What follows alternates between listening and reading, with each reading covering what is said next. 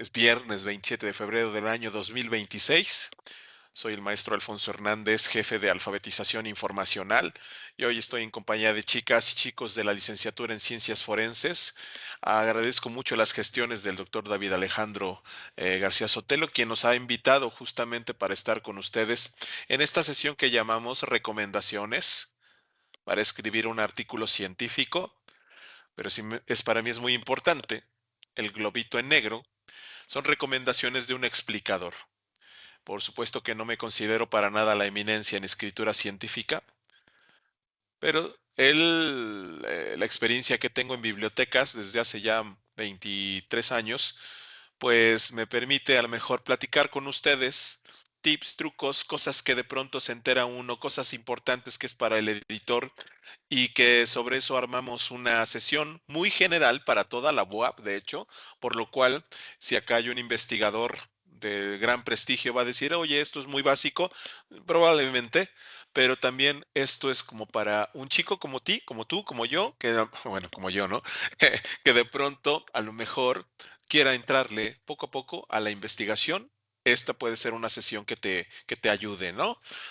Pero antes, para mí es muy importante eso, el desarrollo del pensamiento crítico para esta sesión, como muchas de las que yo doy, en donde, pues, en mi labor como alfabetizador informacional, pues, y al ser humano, pues a lo mejor puedo llegar a tener perspectivas, ideas, percepciones contrarias a la tuya, diferentes a la tuya, en donde mis opiniones y la tuya se pueda contraponer.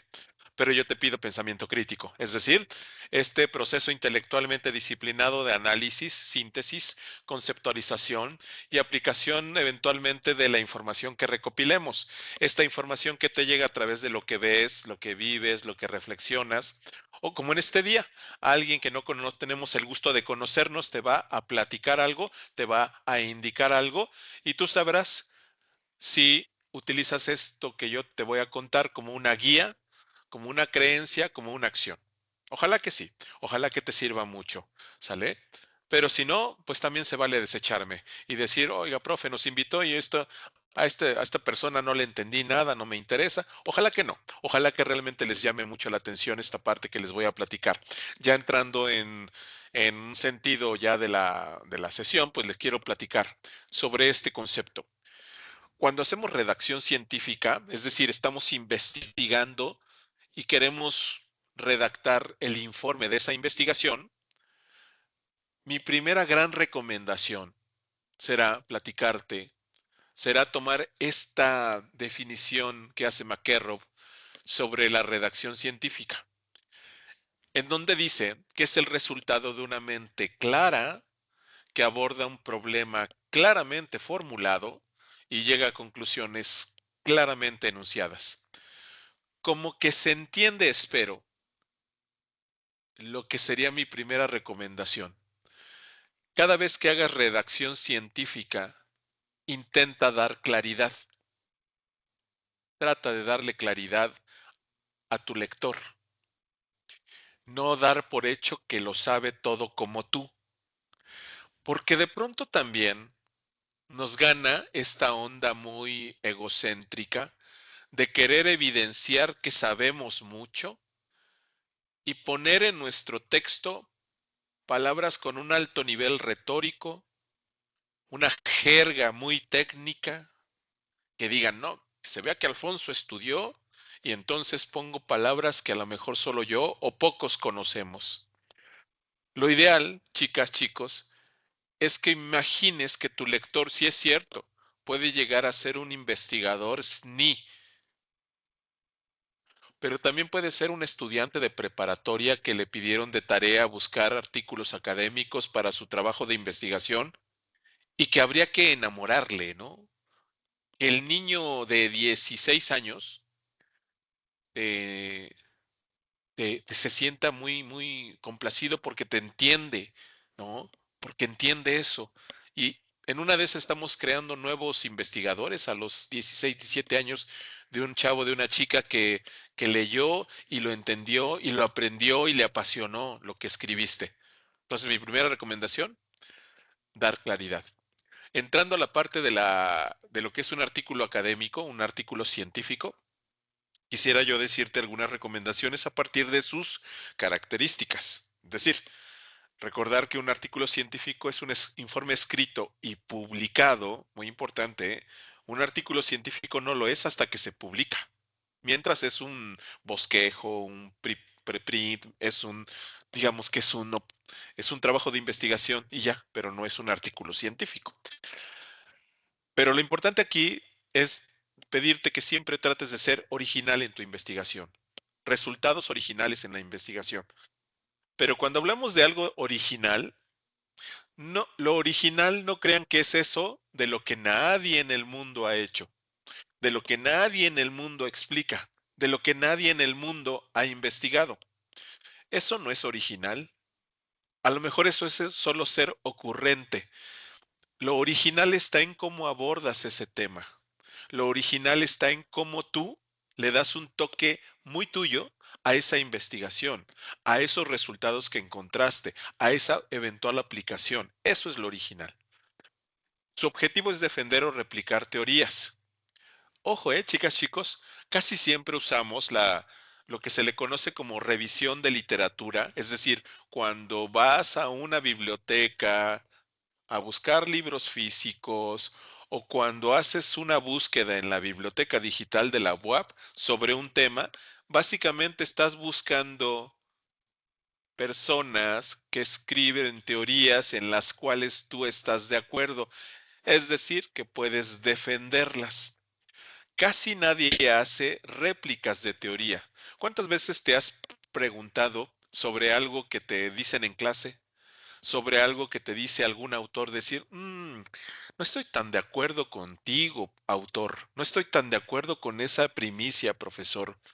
Ahora, se vale estar o no de acuerdo, lo que no se vale es ser grosero, pero bueno, a veces se vale replicar teorías, ¿no? Claro, replicarlas con fundamentos. Imagínense que nadie hubiera replicado teorías que iban de algo que hoy suena hasta retrógrado, terrible, y perdónenme la frase, no la creo, pero estoy seguro que en el siglo pasado las teorías más comunes eran el VIH es una enfermedad de homosexuales.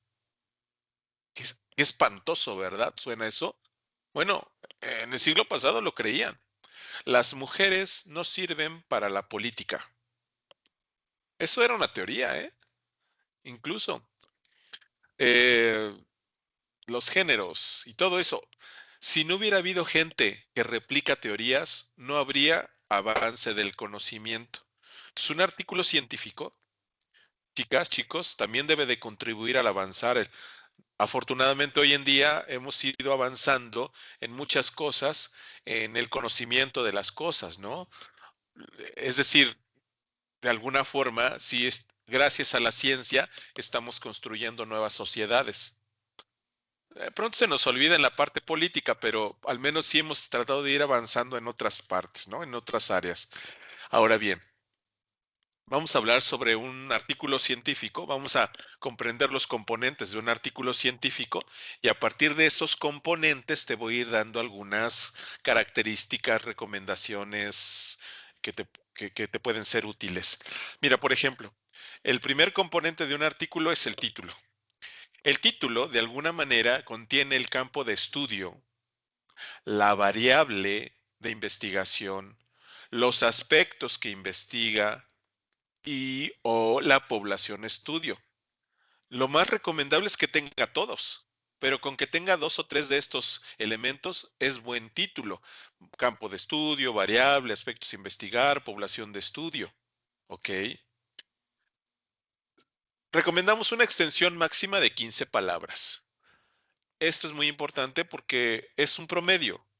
Ahora me dirás, oye, pero mi título tiene 16 palabras. ¿Le quito una? No, no es necesario. Yo solo estoy dando esta recomendación como para que sea un título bastante imponente en ese sentido. 15 palabras es bastante ya. Oye, si necesitas 20, adelante. Si las necesitas, por supuesto. Y es que hay que tener mucho cuidado porque no hay que meter palabras por meterlas, porque se recomienda que también sea objetivo, atractivo e interesante. Bien concreto tu título. Y que eso sea lo atractivo. Que alguien diga al ver tu título, evidencia forense digital en casos de cibercrimen entre estudiantes universitarios en México. Ahí está el campo de estudio, que es obviamente ciencias forenses, pero la ciencia forense digital más que nada. El cibercrimen es la variable, las evidencias, más bien, la variable son las evidencias forenses, lo que varía. La población de estudio son estudiantes universitarios mexicanos. ¿Ok? Vean este otro título. Perfiles toxicológicos de víctimas de accidentes viales en zonas metropolitanas del centro de México. La variable son los perfiles toxicológicos. Ah, el aspecto que investiga, pues son más bien los accidentes, hace un estudio. La población son zonas metropolitanas del centro de México. Tlaxcala, Puebla, mm, Ciudad de México, pues a lo mejor la zona metropolitana que también incluye a Morelos, ¿no? Pero la zona metropolitana. O balística forense y patrones de herida en homicidios por arma de fuego. Bueno, el campo de estudio es ciencias forenses, balística. La variable son patrones de herida. am, los, básicamente la población serían homicidios por arma de fuego en México, documentados puede ser, y tu muestra que sean 8 homicidios o algo así. ¿Sale pues? Eso es un buen título. Ahora, la parte autoral. Luego, después del título, vienen los autores. Ahí sí recomendamos mencionar la afiliación institucional del autor. Es decir, si tú perteneces a la licenciatura en Ciencias Forenses de la Facultad de Medicina de la Benemérita Universidad Autónoma de Puebla, dilo, dilo, cuéntalo, para que le des un prestigio importante a tu actividad y al paper. Si perteneces a un colegiado de investigación, a un laboratorio, menciónalo. Si lo consideran prudente, también deberían de integrar el correo institucional, o, perdón, el correo personal del investigador principal. Normalmente, un artículo científico lo hacen un grupo de personas, de investigadores. Casi nunca lo hace una sola persona. Pero entonces, si es un grupo de investigadores, pues sería buena idea colocar al menos una forma de ponerse en contacto con el investigador líder, ya sea correo electrónico u otras como el ORS ID. El ORS ID también sería buena idea integrarlo. ¿Qué es eso? Son las siglas de contribuyente de investigación abierta identificador, ¿no? El ORS ID es una especie de sitio web, red social, mm, que les va a permitir, permítanme que aquí lo abrí por acá, aquí está, ¿ok? Les va a permitir presentarse ante su audiencia. Mira, por ejemplo, este es el mío. Mi ORS ID es el 009 006 4837 0002, ¿no? Ese es mi ORS ID de https://orsid.org. Y yo veo ahí mi información personal, ojo, personal relativo, porque pues en realidad es mi correo electrónico, mi dominio, mis sitios web, redes sociales, pues mi empleo, mi biografía en lo general, mis actividades, mi formación, los documentos en los que he estado implícito, a lo mejor, ¿no? Entonces, de alguna manera, ahí es una especie de presentación que te das en orsid.org, en donde, pues mira, te muestro. Entras a orsid.org y ahí en la parte superior derecha está Sign In Register. Ahí le das clic y si no tuvieras cuenta todavía, yo les recomiendo que se la hagan, regístrate ahora.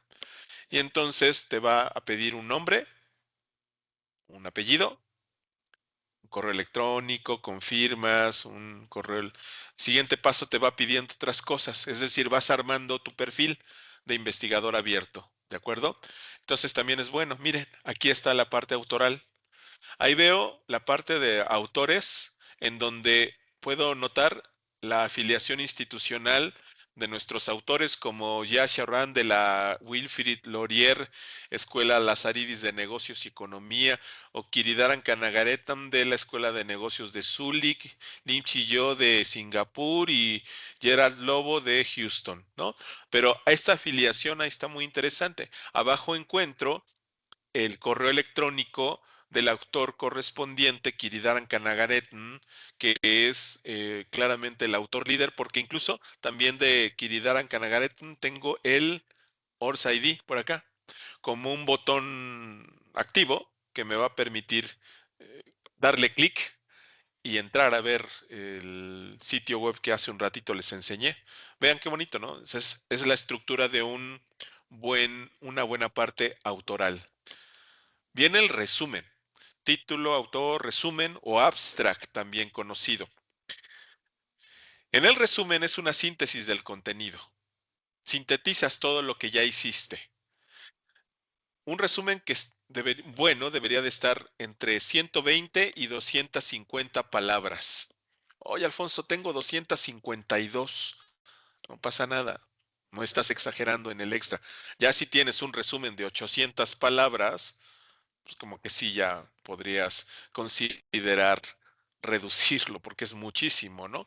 120, 250 palabras. Ahí nos tienes que mostrar el objetivo que quisiste hacer, la metodología de recopilación de datos que tienes, los resultados a los que llegaste, las conclusiones que generaste. Deberías de escribirlo en pasado también, de tal manera que le indiques al usuario, al leerlo en pasado, le estés indicando que ese estudio ya se hizo. También se recomienda escribirlo en tercera persona, hicimos, encontramos, localizamos, o en impersonal, se hizo, se encontró, se localizó. ¿De acuerdo? Y eso sí, redactarlo hasta el final de tu investigación, hasta el final completamente. Eh, para que solamente las cosas que ya escribiste sean las que estarán en el resumen, para que no vayas a meter algo en el resumen que no aparece en el artículo científico. ¿De acuerdo? Luego viene la parte de la introducción. La introducción que ya es, digamos, la carnita del artículo, página 1, casi casi, ¿no? La introducción de alguna manera responderá al cuestionamiento ¿por qué? ¿Por qué es importante que yo como lector te siga leyendo? Convénceme, porque es importante tú como escritor científico investigar al respecto. ¿Por qué es importante para el contexto? ¿Qué problema intentaste solucionar? Ahí es cuando le metes el problema a resolver. También le tienes que contar a la gente qué interés provoca. Porque, ojo, chicas, chicos, ustedes son o serán pronto licenciados en ciencias forenses. Ok, sí. Pero ¿a poco solo deberás de hablar, explicar, educar, investigar para otros licenciados en ciencias forenses? ¿Verdad que no? Deberías de abrir más tu campo para decir, bueno, esto que yo he investigado le puede servir a un sociólogo, a un abogado, a un psicólogo, a un médico, a una enfermera, a un diseñador, a un arquitecto. Bueno, tú trata de ligar el interés que podría provocar en el contexto de las ciencias agrícolas. Algo a lo mejor en algún momento vas a investigar que le pueda ser útil a un ingeniero químico, ¿de acuerdo? Trata de encontrarle eso. Tu introducción deberá de ser breve y concisa. Tal vez una, dos cuartillas sería suficiente para irnos introduciendo. Es ahí cuando nos hablas de lo que ya se ha investigado al respecto de tu tema. Debería de estar escrita en tiempo presente. A diferencia del abstract, que es el tiempo pasado, la introducción nos tiene que decir, oigan, este problema que estoy tratando de solucionar actualmente es un problema que a todos nos aqueja, de tal manera que haya interés, ¿no? Eh, Escrita en tiempo presente. ¿Cómo la relacionamos con otros estudios? Lo que te decía, ¿de qué manera encontraste algo de las ciencias forenses para el campo de estudios sobre nutrición clínica. ¿Cómo la relacionas? Trata de encontrarlo con un párrafo que lo describa. ¿Qué implicaciones teóricas y prácticas va a tener a futuro, ¿no? Si hay éxito en mi trabajo de investigación, esto podría servir para este tipo de circunstancias, cambiar políticas eh, o cambiar formas de vestir, casi, casi, ¿no? O sea, no sé, lo que tú vayas encontrando relativo a tu investigación. Ahí nos tienes que inducir con los objetivos que quisiste alcanzar y las hipótesis que tenías al principio sobre tu investigación. ¿De acuerdo? Esto es la parte de introducción y mis recomendaciones son todas estas. Luego viene una parte sumamente delicada, la metodología. ¿Cuántos de nosotros de pronto, y perdón chicos, de pronto a veces siento feo hablar de esto, pero yo hago un mea culpa. Cuando estamos estudiando una carrera, la parte de la metodología como que la sentimos como que no tiene que ver con mi carrera. Yo quiero hacer diseño, yo quiero construir edificios, yo quiero litigar. ¿Por qué me ponen a investigar? Híjole, y a veces eso nos hace un grave daño, ¿no? Porque cuando queremos investigar no sabemos hacerlo porque la clase de metodología la desdeñamos un poquito. No, chicas, chicos, la parte metodológica es muy importante porque tú vas a enseñarle al lector cómo hacer investigación. Hombre, entonces ahí vas a tener que utilizar mucha referencia bibliográfica, no dar por sentado que la gente sabe que es una escala de Likert o que la gente sabe que es un registro dactilar.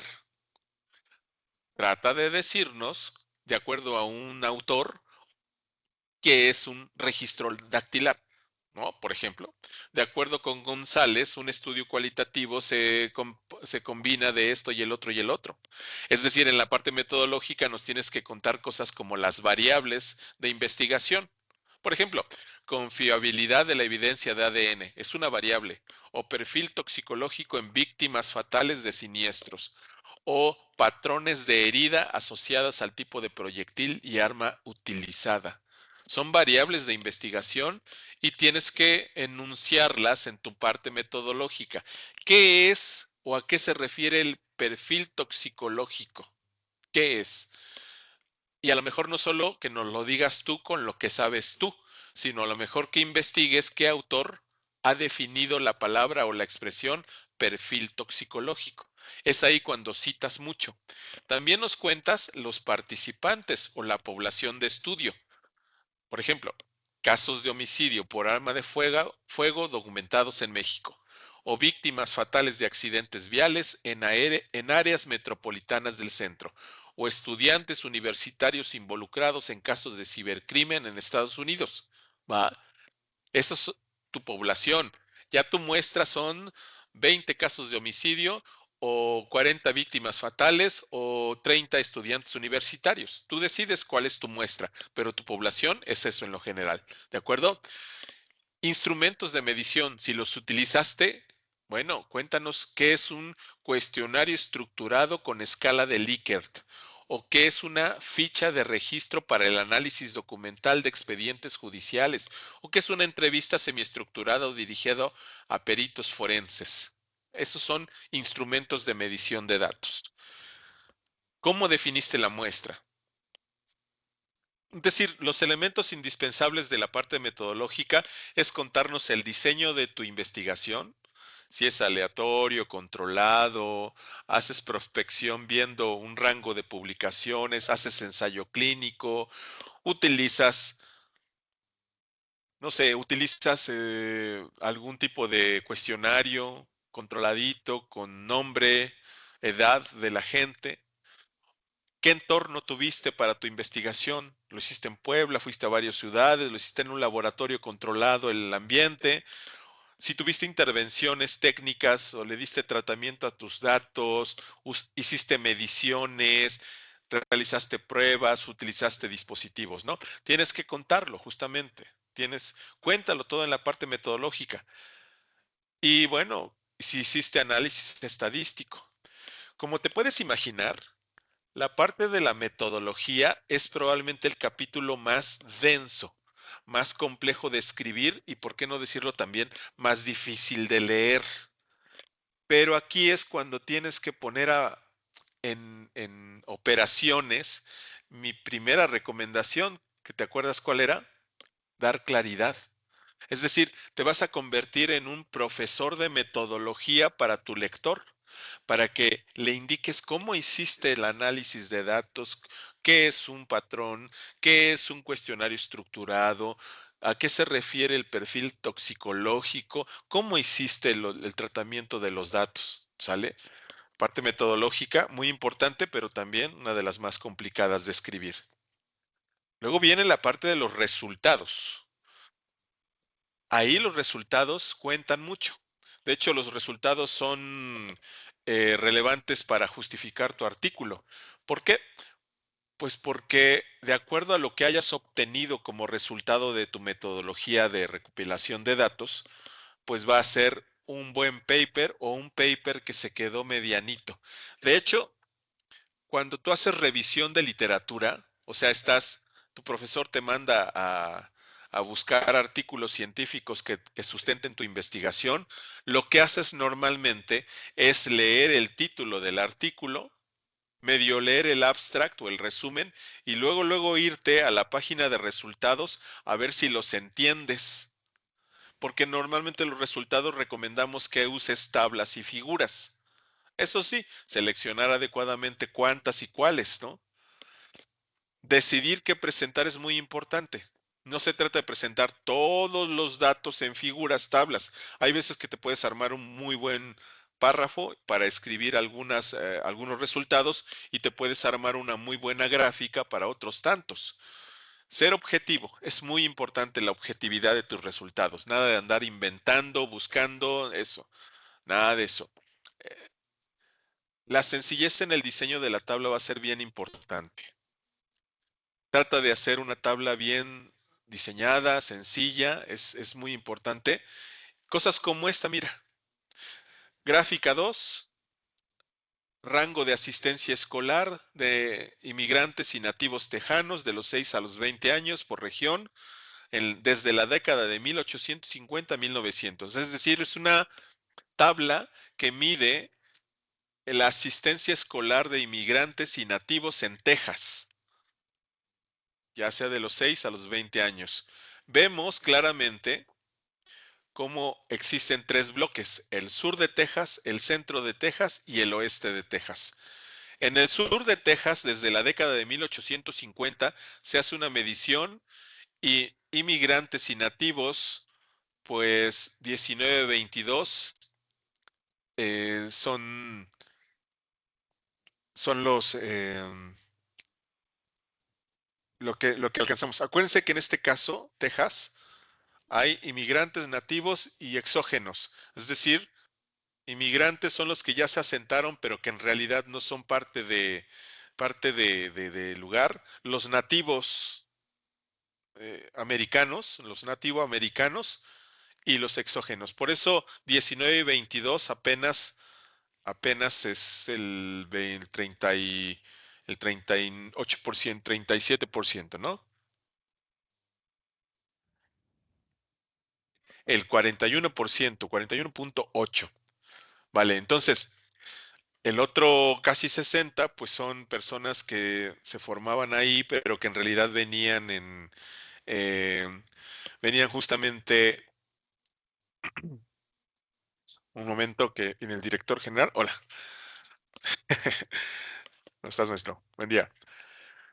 Decía yo, de alguna manera esta gráfica está muy sencillita porque te va diciendo cómo, por ejemplo, del 50 al 60 bajó de 19 al 6% y del 22 al 9,3%.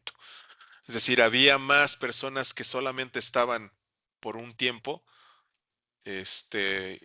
determinado y se iban, los que iban en caravanas en Texas. Ahora bien, claramente se ve que en el oeste de Texas hay más. Y así vamos viendo cada uno de estos en la década de en 1900, pues ya todo se ordenó más o menos, 18, 21, 9 y 18 y 31, 25. Es decir, se va ordenando todo. Vean, es una tabla muy sencilla, Times New Roman, la palabra, el tipo de fuente, no se meten con problemas de diseño, lo hacen con líneas y ya con eso es suficiente. Entonces, es muy importante. Luego viene la parte de la discusión o las conclusiones. La discusión o las conclusiones, pues es cuando tú resumes los datos, analizas los datos y redactas tus conclusiones. Mm, de alguna manera, en las conclusiones, como tú eres quien analizas los datos, tú eres quien redacta las conclusiones, tú le das un ligero toque subjetivo. Ligero, ¿eh? ¿Por qué?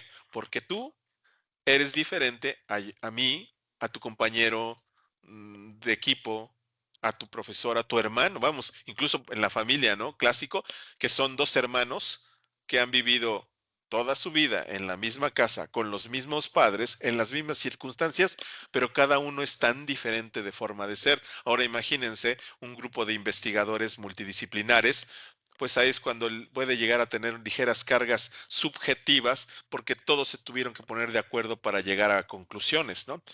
Entonces, es ahí solamente el único momento donde vemos un toque muy personal del trabajo de investigación. Ahí tienes que considerar las implicaciones que puede haber a futuro. Es decir, tu investigación a futuro puede darme estas otras investigaciones, se pueden generar estas otras componendas. Bueno, vamos a ver una video recomendación que siempre para mí es muy importante. Cuando estés buscando bibliografía, es necesario entender el ciclo de la información. ¿Qué es esto? Vamos a poner como ejemplo el evento cuando Alyssa Milano, una actriz estadounidense, en Twitter escribe que fue víctima de acoso sexual por parte del productor Harvey Weinstein, que si hay alguien ahí en la red social que también haya sido víctima, comparta esta publicación con el hashtag MeToo. ¿Te acuerdas? Bueno, a lo mejor estabas muy chiquito, muy chiquita. Bueno, pero en el 2017 sucede ese evento y comienza a moverse el ciclo de la información. Veamos con este ejemplo en esta video recomendación.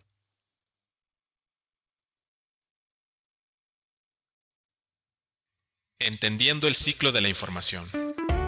Imaginemos que para nuestra clase utilizamos recursos escolares como artículos académicos, libros impresos y electrónicos, con tal de abordar el rol de las redes sociales cuando el movimiento MeToo comenzó denunciando la agresión y el acoso sexual.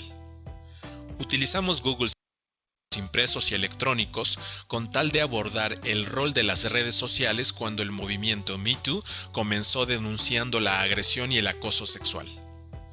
Utilizamos Google Search y aunque apenas el movimiento comenzó en el 2017, ya encontramos más de 23 millones de resultados.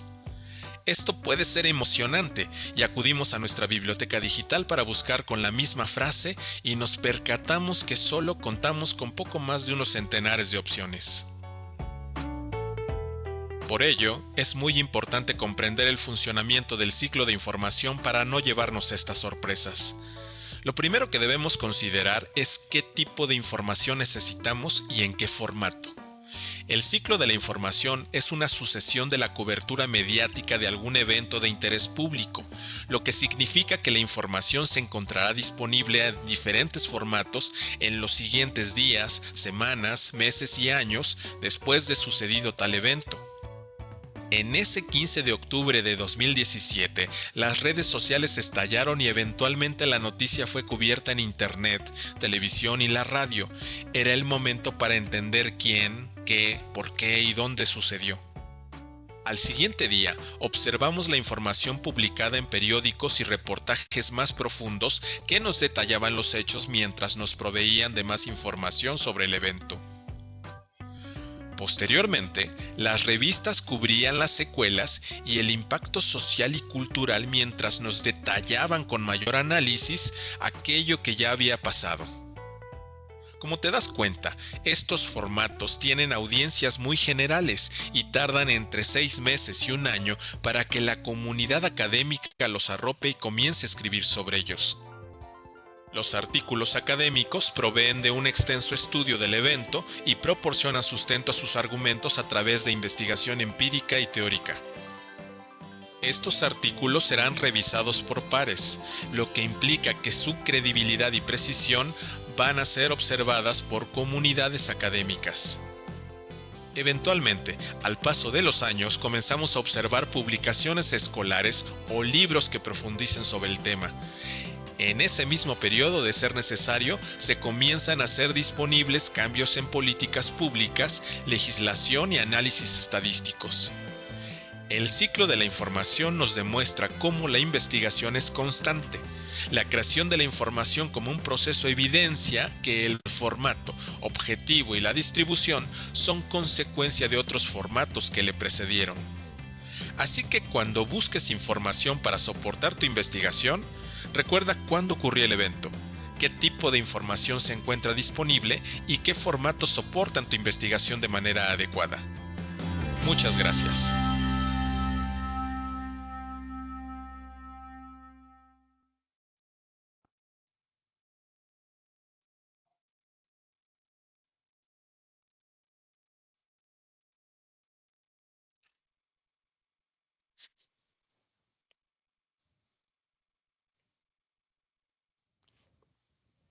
Entonces, así cuando sabemos que ya vamos a encontrar libros o artículos científicos o todavía se encuentra en el colectivo de opinión, pues va a ser mucho más, bueno, puede ser, va a ser mucho más fácil saber en dónde encuentro la información. Permítanme un momento.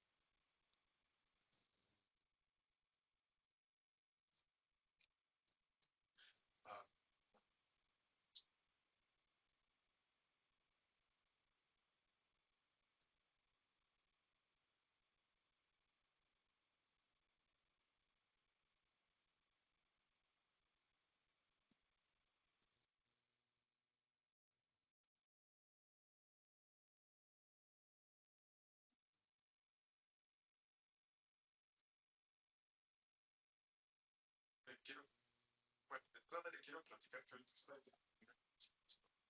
dando capacitación, pero con todo gusto le respondo. Ahora bien, no soy yo quien el que genera las cuentas.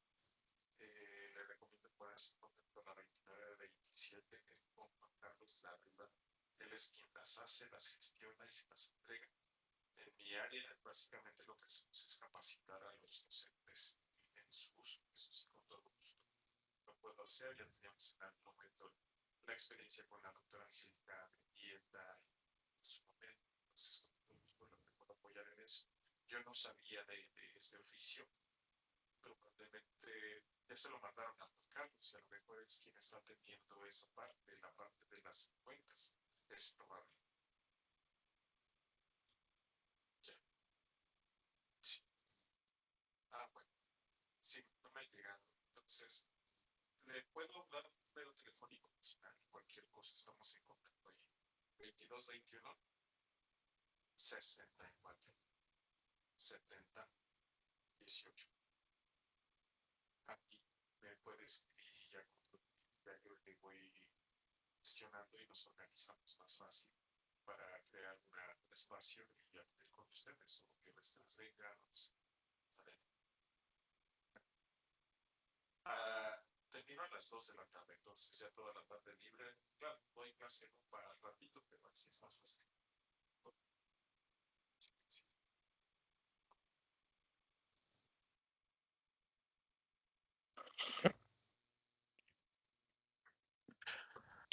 Qué pena, pero pues no tengo asistente ni nada, entonces tenemos que atender llamados. Ahí estuvo sonando un teléfono por acá.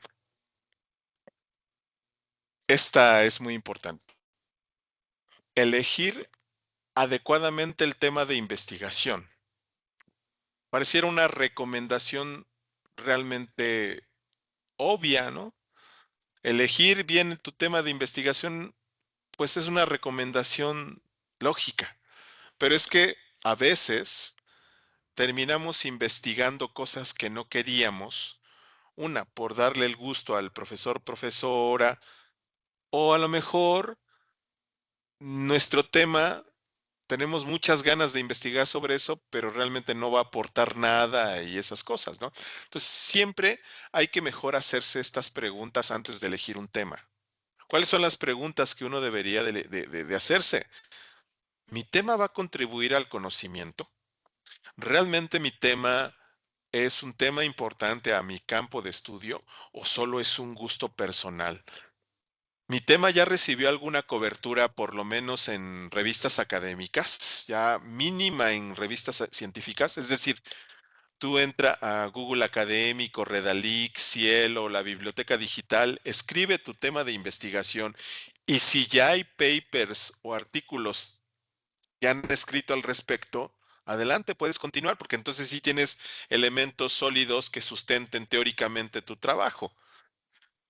¿Tengo suficiente interés por investigar sobre el tema? Eso también pregúntatelo. Si realmente tienes muchas ganas de investigar al respecto, si la respuesta es sí, adelante. También es una buena opción.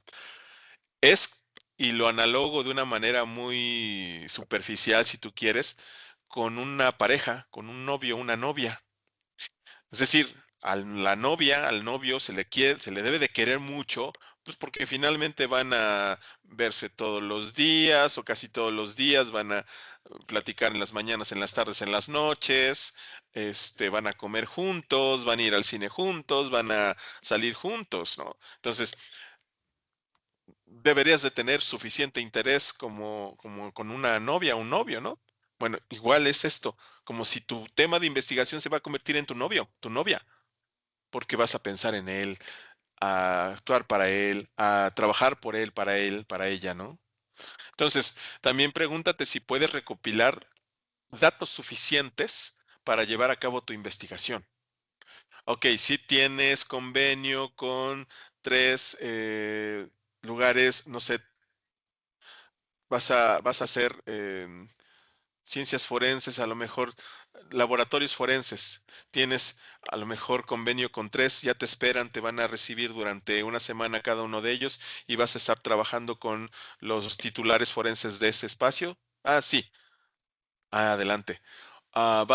Ya tienes platicado al menos las tres fiscalías en las cuales vas a solicitar información de datos y de expedientes. Si la respuesta es que sí, adelante. Si tienes forma de obtener datos para tu investigación, me parece que está muy bien, está correcto, ¿vale? Y para ello te traigo este video que se llama ¿Cómo escoger un tema de investigación?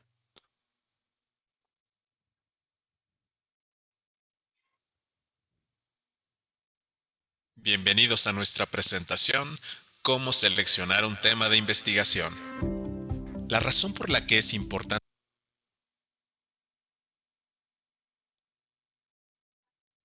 Bienvenidos a nuestra presentación, Cómo seleccionar un tema de investigación. La razón por la que es importante tomarse un tiempo para decidir el tema de investigación antes de comenzarlo es que hay una gran cantidad de información en cualquier biblioteca universitaria. Si no tienes idea sobre lo que necesitas saber antes de comenzar a buscar, realmente vas a consumir mucho tiempo en vano. Para seleccionar un buen tema de investigación, se puede utilizar el Goldilocks Approach, un enfoque de selección que analoga el cuento de Ricitos de Oro, donde no se busquen temas muy extensos, tampoco muy limitados, sino lo acertado. Temas muy extensos equivalen a vaciar una cubeta de agua en una bañera. El agua se dispersa completamente y solo obtienes un par de centímetros de profundidad. Por ejemplo, energías alternas, outsourcing, son temas interesantes pero con demasiadas especialidades y disciplinas. No hay forma para que cubras ese tema con tanta información en un trabajo de investigación. Si lo intentaras, no podrías desarrollar significativamente cada aspecto particular de ese tema porque hay muchísimo que cubrir. Tu investigación sería muy extensa y superficial. Por otra parte, temas que son muy concretos son como una gota de agua. Por ejemplo, cómo los tipos de energías alternativas que se emplean en Oregón afectan a los productores de maíz genéticamente modificado en el territorio de Dubuque, Iowa. Los temas muy concretos conllevan mucha frustración al investigar, porque casi nadie ha escrito al respecto. Es muy complicado escribir porque no hay mucho que decir. Tú necesitas un tema que sea el acertado. A eso nos referimos. Este es un claro ejemplo de un tema que es muy extenso. Bastantes cosas han pasado en Irak el año pasado. Disturbios civiles, política exterior con países vecinos y Estados Unidos, el clima, muchas cosas han sucedido en Irak para cubrir en una investigación. Este es un ejemplo de un tema muy limitado. Podrías encontrar las cifras y redactarlas, pero ¿de qué más podrías escribir en el resto del documento? Esta pregunta requiere investigación para responderla, pero no es buena opción para investigar más allá. Prácticamente es resolver un problema matemático. Este es un ejemplo de un tema en el que estamos todos de acuerdo. No encontrarías expertos que estarían en contra de la primicia. Otro claro ejemplo de un tema muy limitado, donde realmente no habría diversidad de opiniones sobre el mismo. Busca temas que pudieran ser controversiales, en donde expertos puedan discrepar. Aquí hay una buena propuesta para generar controversia, pero deberás ser muy cauteloso debido a que nadie puede predecir el futuro. Este es un muy buen tema.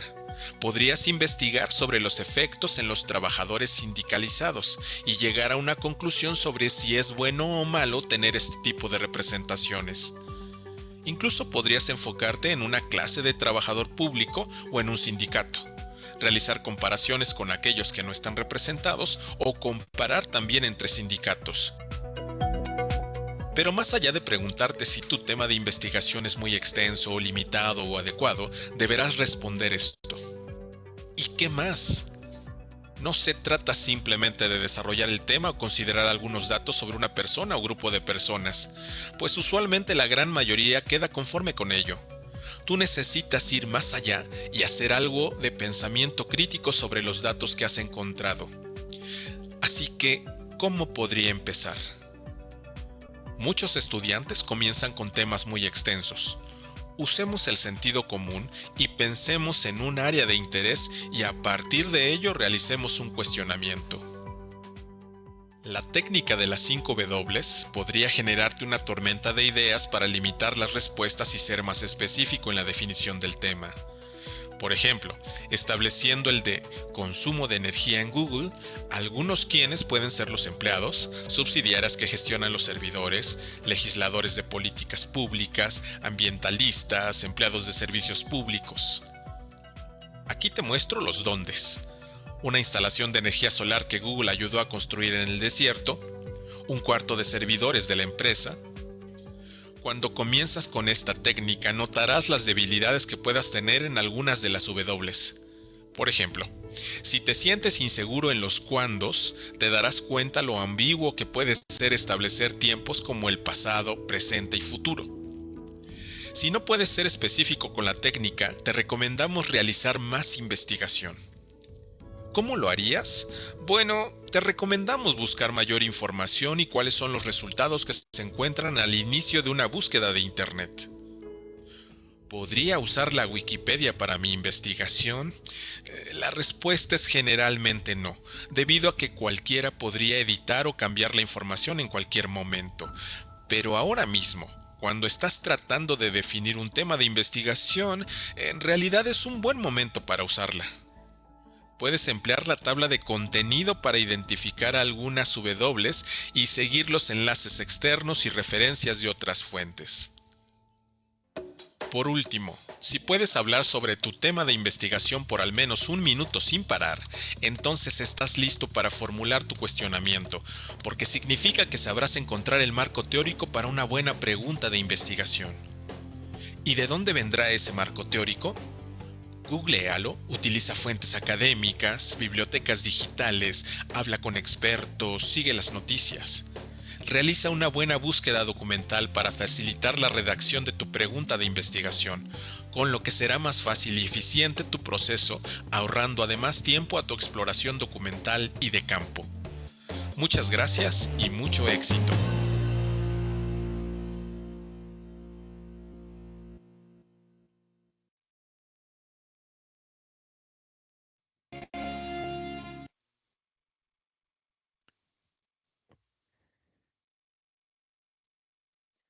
Bueno, hay una parte donde digo que si puedes hablar más de un minuto de tu tema de investigación, es un buen termómetro.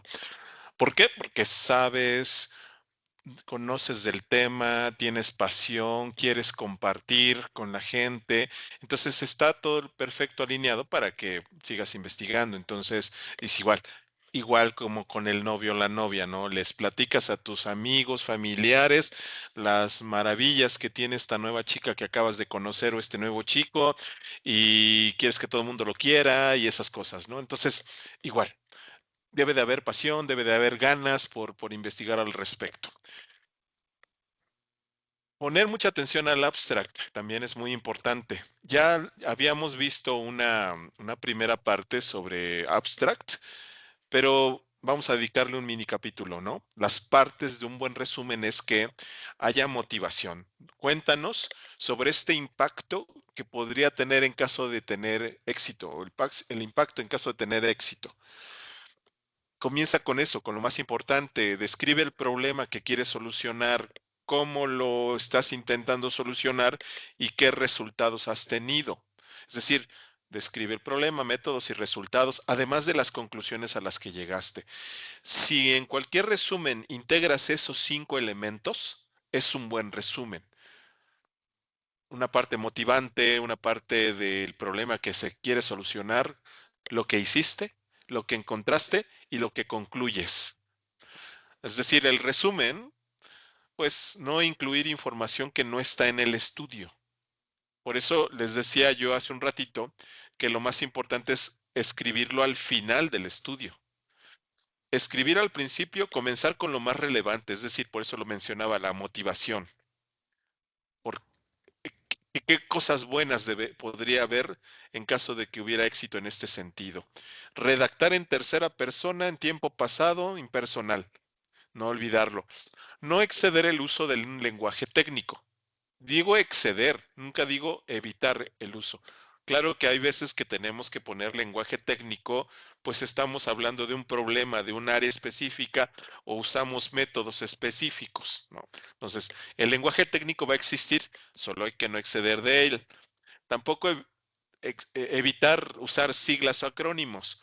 Y si las usamos, pues mejor las explicamos primero. Es decir, en el Instituto Mexicano del Seguro Social, paréntesis IMSS, eso sí puede ser, pero no dar por hecho que todo el mundo sabe qué es el Infonavit. ¿Me explico? Entonces, cuidado con eso. Evitar también expresiones subjetivas. En este espectacular trabajo de investigación nos adentramos a un mar de preguntas y cuestionamientos. Eso no estás escribiendo un poema, estás escribiendo algo muy concreto, es decir, usar frases cortas pero completas, porque en 250 palabras máximo deberías de aglutinar un texto de 18 páginas, ¿no? Entonces, cuidado con ello. Acá les traigo un ejemplo de un buen resumen. El título se llama Evidencia forense digital en casos de cibercrimen entre estudiantes universitarios en México. Comienzo con lo más relevante.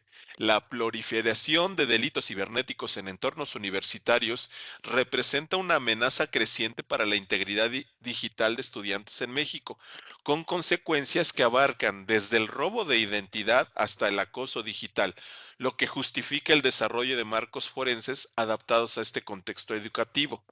Luego nos cuentas el problema que descubriste. Se identificó.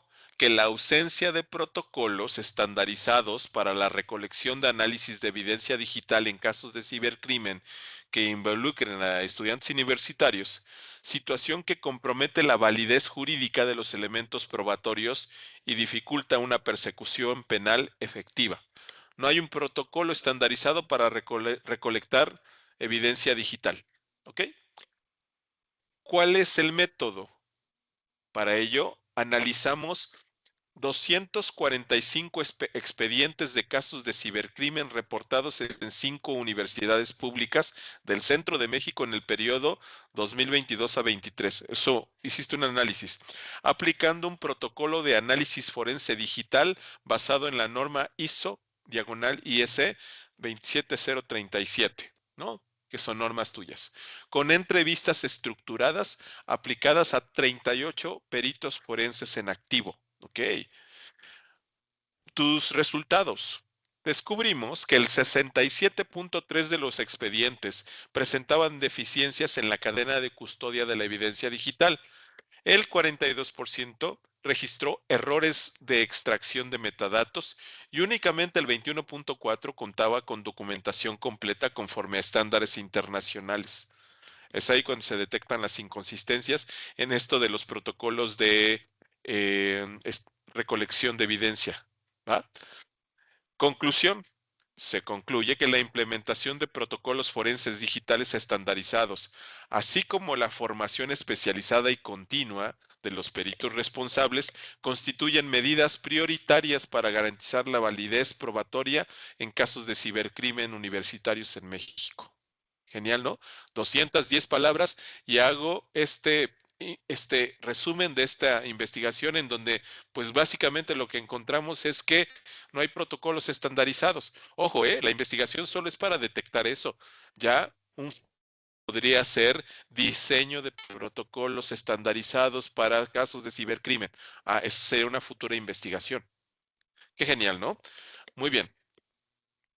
¿Y si no voy a escribir artículo, Alfonso? O sea, a mí me invitó el doctor a esta sesión, pero pues nosotros apenas vamos en tercer semestre o vamos apenas a terminar nuestra carrera. Todavía no estoy en la escritura científica.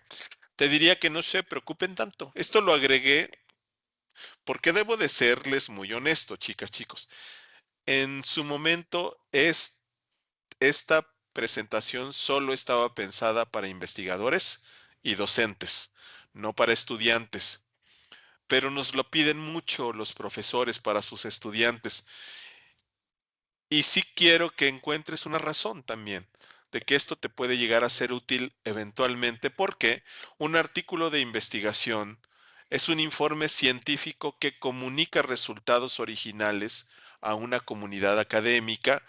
Sirve para difundir el conocimiento científico y contribuir al avance del conocimiento compartiendo hallazgos innovadores. Los componentes son título, ya lo vimos, ¿no? Título, autor, abstract, introducción, metodología, resultados, discusión.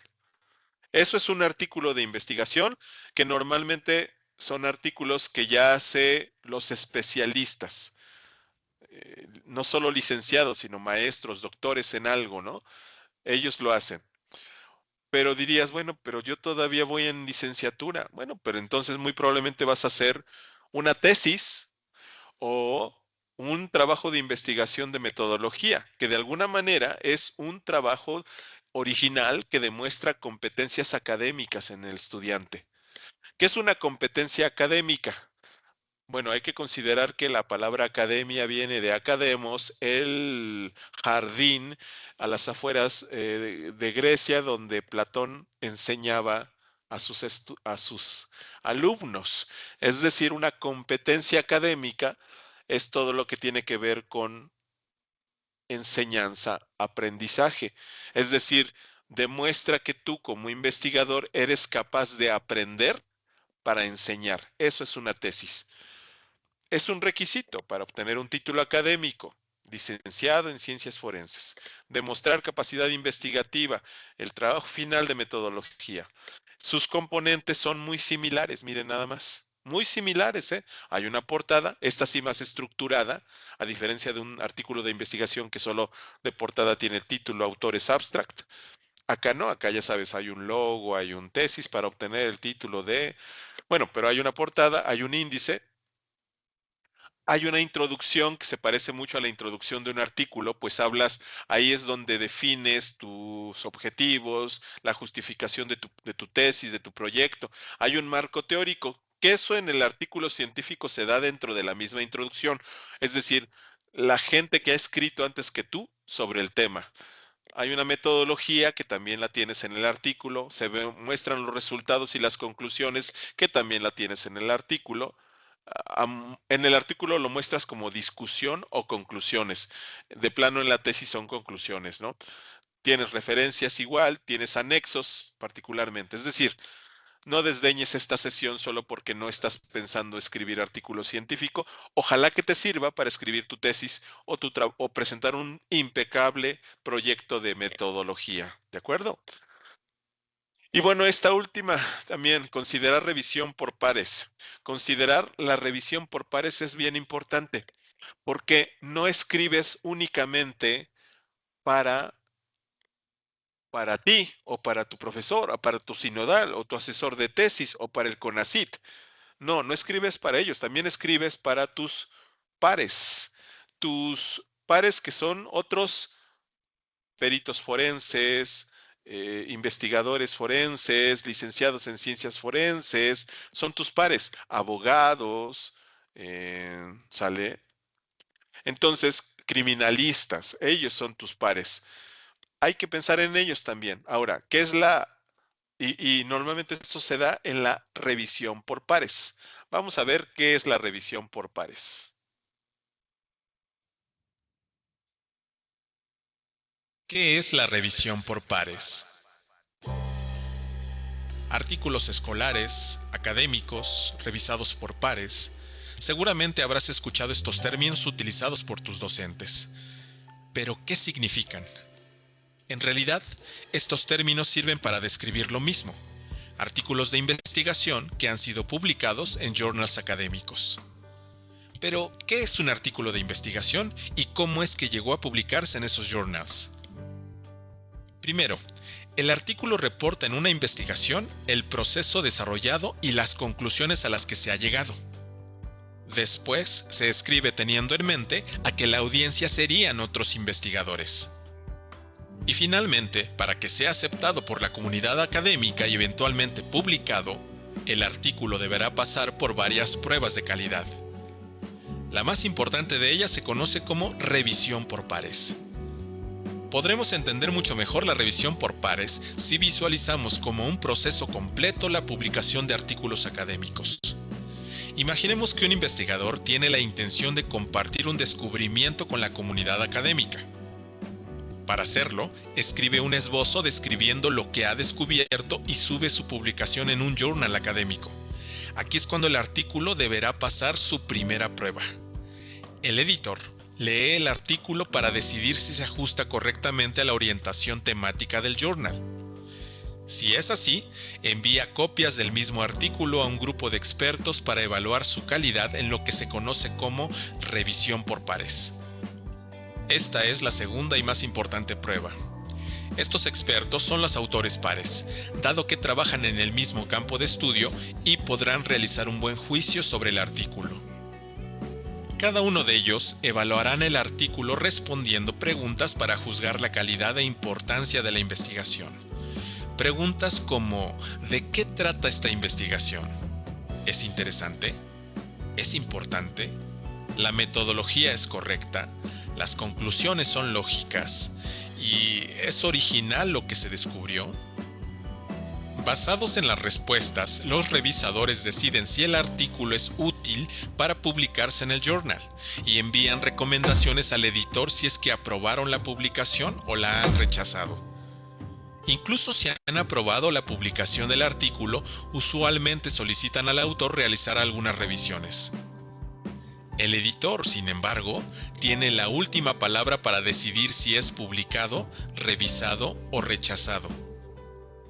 El rechazo de artículos es un evento común, porque las revistas más prestigiosas son muy selectivas sobre los artículos que publican. Por ello suelen tener altos índices de rechazo. Algunos journals llegan a tener hasta el 90% de los documentos que reciben. Desde el momento que el investigador subió el artículo hasta el día en que se ha publicado, podrían pasar algunos meses e incluso años.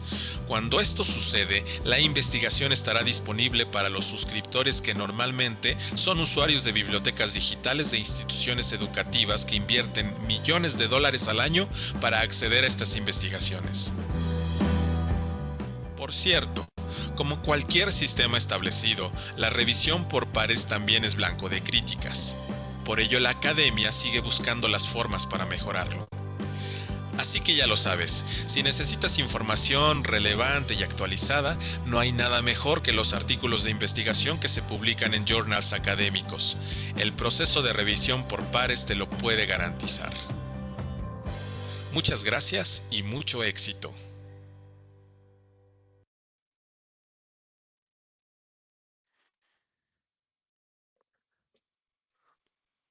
La última recomendación, y que es más bien práctica para que la vean, espero que hoy en particular nuestra biblioteca digital me permita enseñarte algo bien interesante.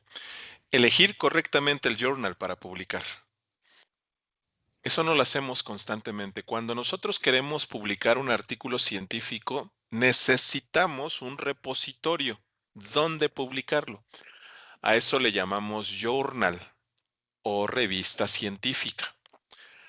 Normalmente cada revista científica normalmente tiene un editor en jefe con políticas, directrices, formatos diferentes. Tiene un alcance diferente, tiene una intención diferente. Y estamos hablando de cientos de miles de papers, nada más en tu campo, por ejemplo. Ahora bien, ¿qué es lo que hay que hacer? Investigar y elegir correctamente el paper para poder, el journal, perdón, el journal para poder publicar. Ahora, ¿cómo le hacemos? ¿Qué debemos de considerar? Bueno, de entrada debes de considerar que tu journal se ajuste a tu tema de investigación. Es decir, así debe de existir el International Journal of Forensic Science, ¿no? Por ejemplo. El factor de impacto también es algo importante. Claro que ahí le tengo que agregar algunas otras cosas. Factor de impacto, cuartil, H-index, son diferentes formas de calificar a una revista científica. Normalmente estás pensando en buscar, en publicar en los mejores, ¿verdad? Uno diría, pues sí, ¿no? Hay que publicar en el mejor, en el mejor.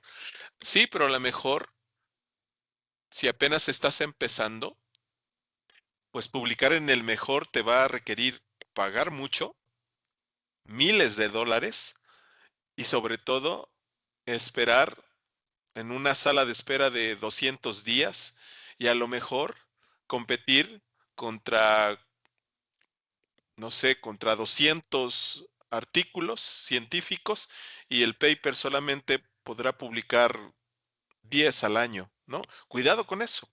Hay que considerar ese factor de impacto. Entonces, hay veces que tenemos que empezar, como siempre en la vida, desde abajo, poco a poco, ganándonos prestigio, publicando en revistas locales, latinoamericanas, para en algún día, ¿por qué no pecarle a la que está indexada en Scopus? ¿Sale? Entonces, eso es eso.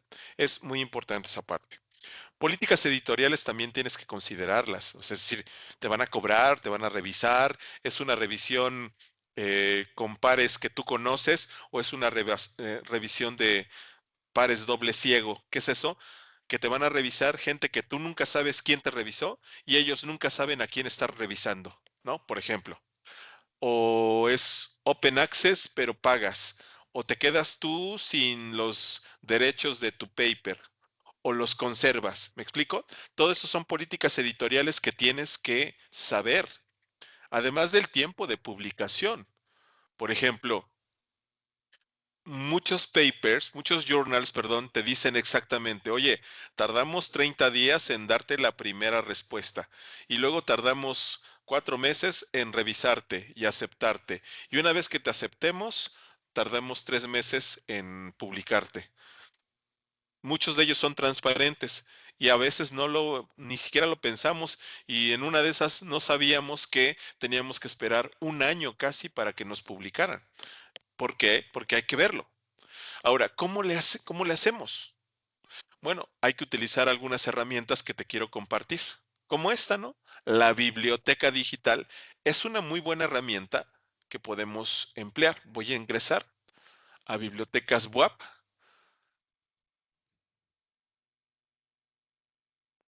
entro a bibliotecas WAP y aquí está la biblioteca digital. Ahí le doy clic. Como lo que quiero es saber qué revistas científicas están publicando cosas de mi área o mi campo de estudio, tendré que ir en tipo de recurso, tendré que ir a los journals. Journals son las revistas científicas. Ahora, en todas encontraré una revista científica que pueda serme útil. La verdad es que no es fácil, pero miren, por ejemplo, tienen ustedes Criminal Justice. Esta es una opción. O Emerald. Esta es otra opción. Pero ¿sabes qué? Vamos a ver hasta abajo una que de seguro te va a ser muy útil. Se llama Taylor and Francis. Taylor and Francis es una gran alternativa que desafortunadamente ahorita están trabajando un poquito lenta nuestras plataformas porque algo le hicieron a los servidores de la web. A mí, aunque nos digan, no, pues es que es normal. No, no, no. Esta semana en particular, chicas, chicos, doctor, la biblioteca digital está lenta. Pero bueno, si no puedo ingresar, tampoco te quiero tener en una pantalla de carga, que tarde mucho. Así que le daré mentalmente 10 segundos. Si en 10 segundos no se activa, ni modo. Hoy no publicito la biblioteca digital.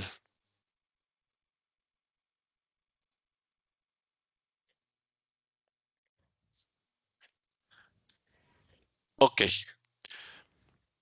Tenemos otras herramientas que ni modo que voy a emplear. Mira, el Clarivate Master Journal List. Es una buena opción. Clarivate Master Journal List. Ahí estás viendo un QR donde incluso ves enlaces. Cuando ingresas, ves un documento de texto en línea donde se van a ver la lista de todas estas, de hecho. ¿Ok? Pero vean, por ejemplo, mi idea es mostrarte cómo algunas plataformas como el MJL de Clarivate, es un lugar correcto para encontrar. Mientras, a ver, biblioteca digital, mientras voy ingresando con mi matrícula de estudiante o número de trabajador. Ahorita en lo que entra, vamos a ver aquí. Esto es Clarivate Master Journal List. ¿Ok? En la parte superior derecha, te recomiendo crearte una cuenta gratuita. Es gratis. Solo tienes que crear una cuenta. Yo ya la tengo. Voy a darle login. Y pues ahí voy a iniciar sesión con mi cuenta de Clarivate. Por cierto, Clarivate son los dueños de EndNote, si te suena, Web of Science, si te suena. Bueno, es una super empresa de información, ¿vale? Ya inicio sesión y voy a buscar aquí lo forensic, ¿no? Y encontró 38 resultados relevantes, como el Egyptian, ojo, el Egyptian Journal of Forensic Science. Ok. O ciencia forense y sinergia. Ciencias forenses. Cada uno de ellos tiene la posibilidad de ingresar en cada resultado a su perfil. Mira, yo voy a entrar, de hecho vamos a entrar con control. Voy a entrar con control. Control presionado, clic a este y clic a este. Es decir, para que no pierda aquí mi lista, estoy entrando a los tres perfiles. Por ejemplo, este es el Journal Egipcio de Ciencias Forenses. Bueno, ¿qué dice? Por acá abajo dice información. Factor de impacto dice que es de 1.3. ¿Qué es el factor de impacto, chicas, chicos? Es un promedio, un cociente estadístico que se divide, que se crea dividiendo la cantidad de citas obtenidas por una revista científica dividido entre la cantidad de artículos que esta revista científica publicó en un rango de tiempo, 1 año o 2 años. Básicamente, y para no enredarles tanto, es el promedio de citas anuales por cada artículo publicado. 1.3.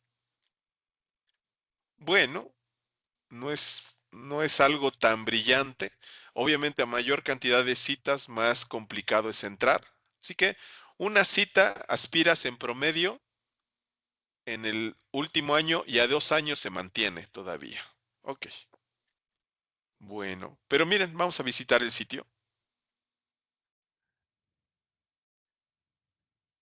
Y vean, este es el sitio del Egyptian, ¿cómo es? Journal of Forensic Science.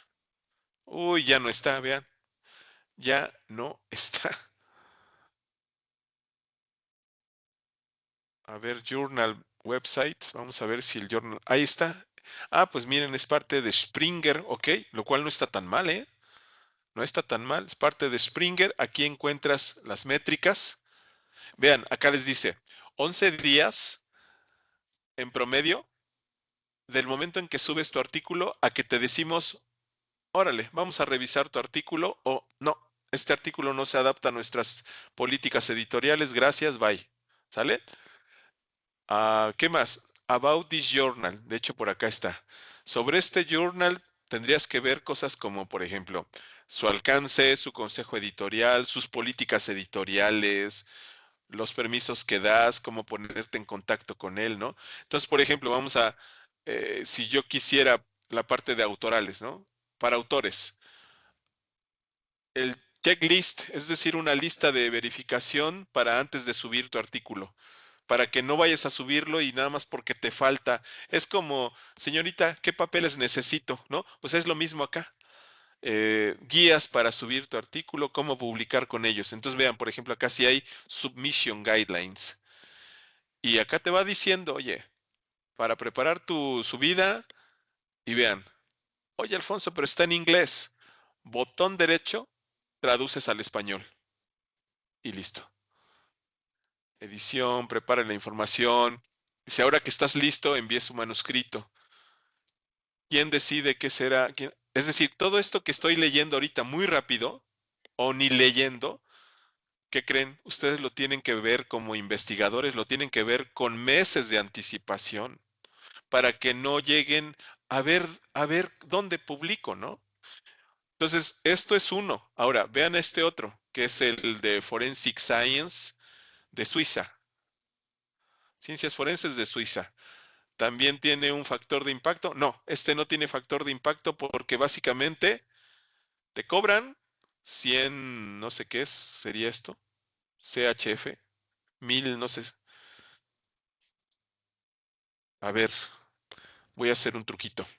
Le voy a preguntar a Google que convierta, fíjense esto, convert, dos puntos, 1000 CHF a MXN. No sé qué sea CHF. Eso es lo que te cobran. 22,000 pesos. Ah, es franco suizo. Ok.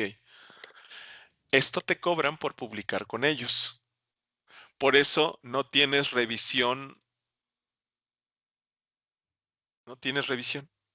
Nadie te revisa. Ahora, ¿te interesa? ¿Tienes 22,000 pesos que te sobren? Bueno, pues vamos ahora a Visit Site. Vamos a visitar el sitio. Porque, ojo, a lo mejor te publican, pero hay que cumplir con ciertas normas, ¿no? Ahí está el sitio. Bien, es diferente completamente, ¿eh? Completamente. Dice que el ranking está en el cuartil 1, o sea, es de los buenos. Publicación rápida, dice, manuscritos revisados por pares. Y una primera decisión está enviada 22.2 días después de subir. El tiempo en que tarda son casi 3 días para cuando ya te aceptan. No está diciendo cuánto tardan en revisarte, ¿eh? No están diciendo, solo te dicen 22 días para darte una primera decisión de parte de los autores. Esa primera decisión es, sí, cumple, nada más cámbiale esto y esto y el otro, ya que te lo acepten y pagues, pues te lo publican. Ok, no maneja factor de impacto, tienes que estar viendo. Entonces, a eso se refiere este concepto, les decía, de elegir el journal, pero elegirlo a conciencia. Por ejemplo, si entro al Shimago Journal Rank, que es otra herramienta, vamos a encontrar cosas diferentes. Igual yo acá le busco Forensic, por ejemplo, campo de estudio, tu campo de estudio, y tienes el IEEE Transactions, transacciones del Instituto de Ingenieros Eléctricos de la Información en Seguridad Forense. El, el de Irlanda, el Forensic Science International. De Estados Unidos, el Journal de Ciencias Forenses. De Estados Unidos, el Journal Americano de Medicina Forense y Patología. ¿Se dan cuenta? Ahora, por ejemplo, de Reino Unido, vamos a entrar a esta, Ciencias Forenses Internacionales, Investigación Digital, porque a lo mejor tú te estás enfocando en un artículo de investigación de ciencias forenses digitales y vean, entras, te dice que su ranking en H-Index no es tan alto, tiene menos de 100, pero ha estado en el cuartil 1 porque a lo mejor todas estas áreas están implícitas. Ciencias de la computación, aplicaciones, sistemas de información, profesiones de la salud, laboratorio, medicina. Ok, esto es lo que abarca. La cobertura es desde el año 2020 se ha estado publicando y te va diciendo datos, mira. En estos está en el cuartil 2 en patología, está en el cuartil 1 en laboratorio, es decir, son los que tienen mayor impacto en ese sentido. Te va dando más datos, mira. Todos esos datos se supone los tienes que ir viendo. ¿Se dan cuenta? Esto es de horas, si no es que hasta de días, si no es que hasta de meses de estar. Ahora vamos a entrar acá. Ahora vamos a conocer el sitio, porque cada uno debe de tener un enlace que te lleve al sitio. Acá no lo estoy viendo. Acá está. Home. O cómo publicar en este journal. Vamos al home de este journal. Este es el Forensic Science International. Ok. Vean, acá te va dando datos. Vean qué genial. 3 días para decirte, cumples con los requisitos, te vamos a revisar. Te revisan en, en una primera revisión, te la dan en 2 meses. Primera revisión te la dan en 2 meses. Ya para aceptarte bien, te dan hasta 4 meses, o sea, 6 meses ya llevas. Y otros 2 meses, poco más de 2 meses para que te publiquen. Es decir, 8, casi 9 meses del momento en que subes, te va a tardar en llegar. Está el editor en jefe y tienes más, como por ejemplo, cómo publicar. Ahí están las guías para autores, cuándo salen las convocatorias, ok. Premios que ha ganado, consejo editorial. Tiene un factor de impacto de 6.1 en Web of Science y 2.2 en el Sevier. Es decir, si te encuentran a través de Web of Science, te pueden citar hasta 6 veces en promedio. Si te encuentran en Scopus o el Sevier, pueden citar hasta 2.2. Es un promedio, chicas, chicos, obviamente. ¿Aspiras a más o aspiras a menos? ¿Se dan cuenta? Es un trabajo titánico esto de ir buscando. No me gustaría irme sin decirles que tenemos este listado de revistas arbitradas que hicimos. Es un Excel online, básicamente. Es un Excel online en donde, pues, ahí, mira, voy a entrar al área es un Excel online que tiene filtros dinámicos. Acá en área le doy filtro. Voy a seleccionar el filtro de... Es que para ustedes puede quedar el Humanidades, Ciencias de la Conducta, pero también... eh, cuéntame, doctor, con Humanidades, Ciencias de la Conducta, Ciencias Sociales e incluso Ciencias de la Salud, ¿cierto? Están como por ahí, en ese rango. Y bueno, estas son las revistas mexicanas con estos tópicos. Por ejemplo, vean, um, Noesis, Revista de Ciencias Sociales y Humanidades. Acá está el enlace. Esta es una revista mexicana de Ciencias Sociales y Humanidades. Acerca de seguro tiene normas editoriales, el equipo editorial, cómo ponerse en contacto. Vean, esta está más sencillita. A ver, em, obviamente acá tienes que ver cuáles podrían serte útiles, política y cultura, política y gobierno. Pues de plano, a lo mejor sería analizar todo esto. Por ejemplo, voy a darle una más. Revista de la Facultad de Derecho de México. Vamos a darle clic aquí a este enlace. Esta es la revista mexicana de la revista de la Facultad de Derecho México. Y ahí está acerca de sobre la revista, cómo enviar, cómo te pones en contacto. ¿Ya vieron? Cada una de ellas tiene un diseño diferente, políticas diferentes. Tienes Latindex, que es revistas latinoamericanas. Igual acá llegas, buscas, por ejemplo, vamos a buscar algo relativo a forense y te encontró 21 revistas. Ciencia Forense Latinoamericana de Argentina, la Revista Aragonesa de España, Forense, Cuadernos de Medicina Forense. Y por ejemplo, entramos a esta de Ciencia Forense, Revista Aragonesa de Medicina Legal. Vamos a... O Memorias Forenses del Tecnológico de Antioquía. Vamos a entrar y miren, a ver, esta revista, que es la Revista Aragonesa, está vigente, empezó a publicar desde el 99, es una frecuencia anual, un número al año, ok.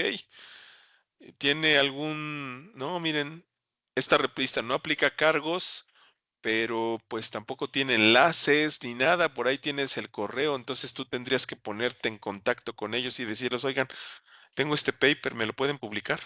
O díganme dónde me... Sí, no es una revista así muy interesante. Memorias forenses de...